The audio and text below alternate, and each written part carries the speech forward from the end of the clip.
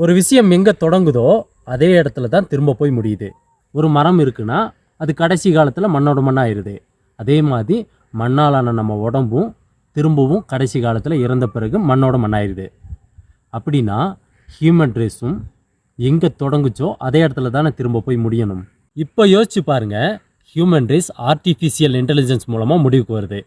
இந்த ஏஐ ஆணை குறிக்குதா பெண்ணை குறிக்குதா? சூரிய வெளிச்சத்துலேருந்து எலக்ட்ரிசிட்டியும் உருவாக்கலாம், நெருப்பையும் உருவாக்கலாம். எலக்ட்ரிசிட்டி, லைட்டு இது ரெண்டுமே நெருப்போட இன்னொரு வடிவம் தான். இங்கே நெருப்புன்றது ஆண்மையை குறிக்குது, நீருன்றது பெண்மையை குறிக்குது. கொஞ்சம் யோசிச்சு பாருங்கள், ஆர்டிஃபிஷியல் இன்டெலிஜென்ஸுக்கு தண்ணியே தேவையில்ல, எலக்ட்ரிசிட்டின்ற பவர் இருந்தால் போதும். இப்போது இதை எல்லாத்தையுமே கனெக்ட் பண்ணுங்கள். ஆர்டிஃபிஷியல் இன்டெலிஜென்ஸுக்கு எலக்ட்ரிசிட்டின்ற ஆண்களோட எனர்ஜி மட்டும் இருந்தால் போதும். ஹியூமன் ரேஸும் ஏஐ மூலமாக முடிவுக்கு வருது. எல்லா விஷயமும் தொடங்கின இடத்துல தான் முடியுது. அப்படின்னா இந்த பூமியில் உருவான முதல் மனிதன்